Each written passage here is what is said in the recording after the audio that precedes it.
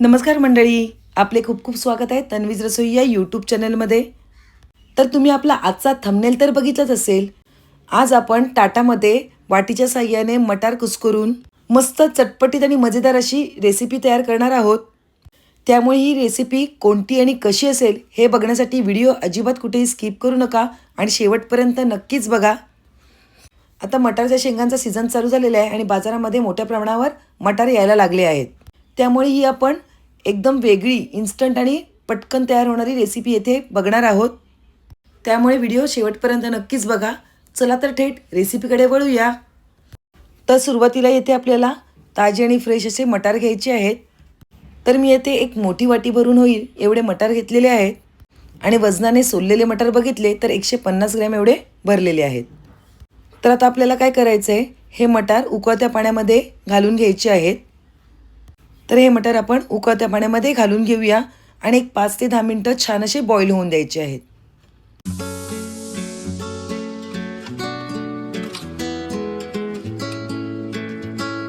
एक 5 ते 10 मिनिटं मटार छान असे बॉईल झाल्यानंतर आपल्याला ते झाऱ्याच्या साहाय्याने एका प्लेटमध्ये काढून घ्यायचे आहे.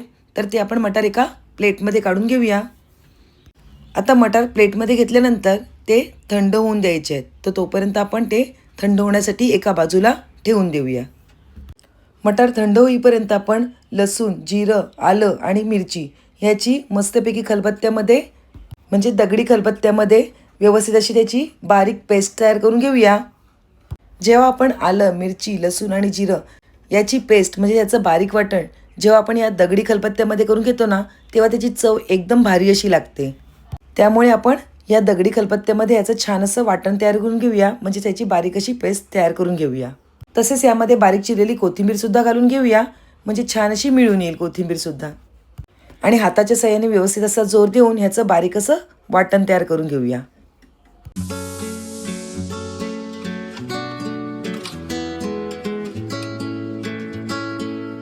तर याची दगडी खलबत्त्यामध्ये छानपैकी आलं, लसूण, मिरची, कोथिंबीर आणि जिरं ह्याची बारीक पेस्ट तयार झालेली आहे. तर ती आपण एका डिशमध्ये काढून घेऊया.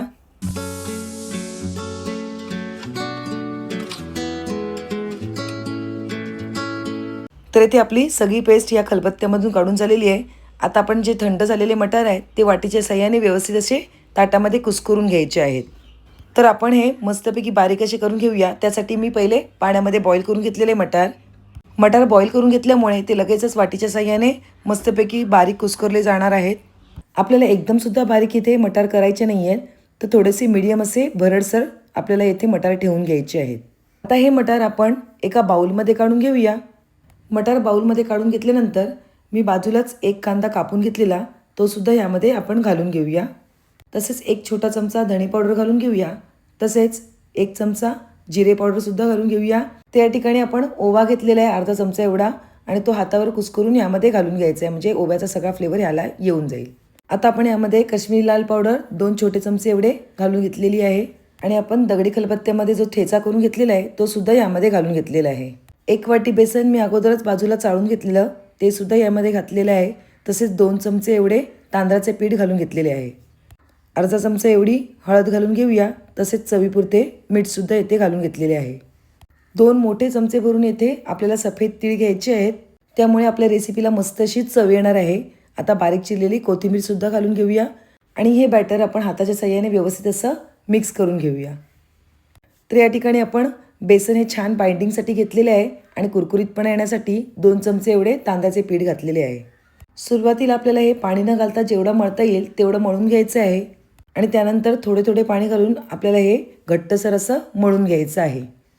आपल्याला पीठ एकदम पातळ नाही करायचं आहे. तर आपण ज्याप्रमाणे गरज लागेल त्याप्रमाणे थोडं थोडं पाणी घेऊन पीठ छान असं घट्टसर मळून घ्यायचं आहे. तसेच तुम्ही जर आपल्या चॅनलवर नवीन असाल तर आपल्या या चॅनलला म्हणजेच तन्वीज रसोई या यूट्यूब चॅनलला लाईक, शेअर आणि सबस्क्राईब करायला अजिबात विसरू नका. तसेच बाजूला असलेल्या बेल आयकॉनवर प्रेस करायला विसरू नका, म्हणजे जेव्हा जेव्हा मी काही नवीन पदार्थ बनवेल त्याचे सगळ्यात पहिले नोटिफिकेशन तुम्हाला येईल.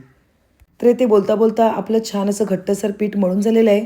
आता हे आपल्या हाताला चिटकू नये यासाठी आपण यावर थोडं तेल घालून घेणार आहोत आणि तेल घातल्यानंतर आपल्याला हे थोडंसं व्यवस्थित असं मळून घ्यायचं आहे.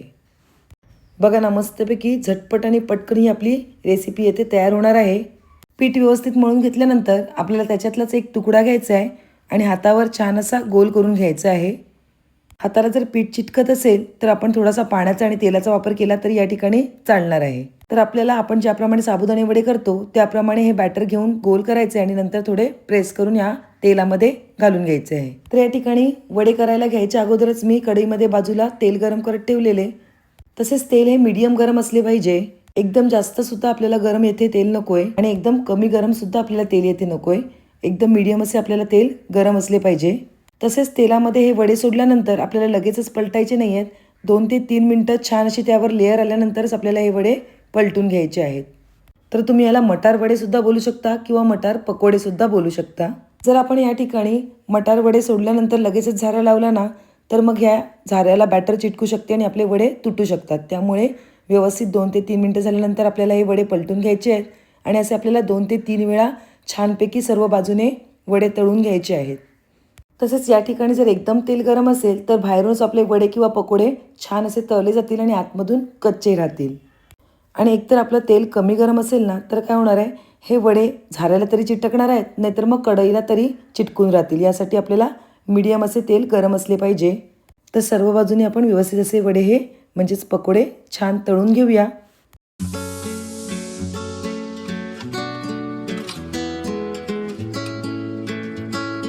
ते आपले मस्तपैकी वडे तळून झालेले आहेत. पुन्हा 1 ते 2 मिनटं छान असे तेलामध्ये परतून घेऊया म्हणजे ते आतमधून व्यवस्थित असे शिजले जातील.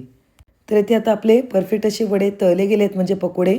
आता हे आपण एका प्लेटमध्ये टिश्यू पेपरवर काढून घेऊया आणि आपली मटार वडा किंवा मटार पकोडा ही डिश मस्तपैकी सर्व करून घेऊया.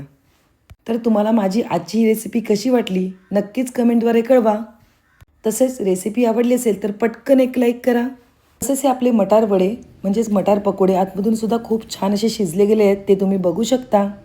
आणि चवीला तर एकदम भन्नाट आणि भारी असे हे मटार वडे झालेले आहेत. तसेच मी तुम्हाला याचा कुरकुरीत आणि क्रिस्पीनेससुद्धा दाखवते. किती मस्त असे आपले येथे मटार पकोडे किंवा मटार वडे झालेले आहेत.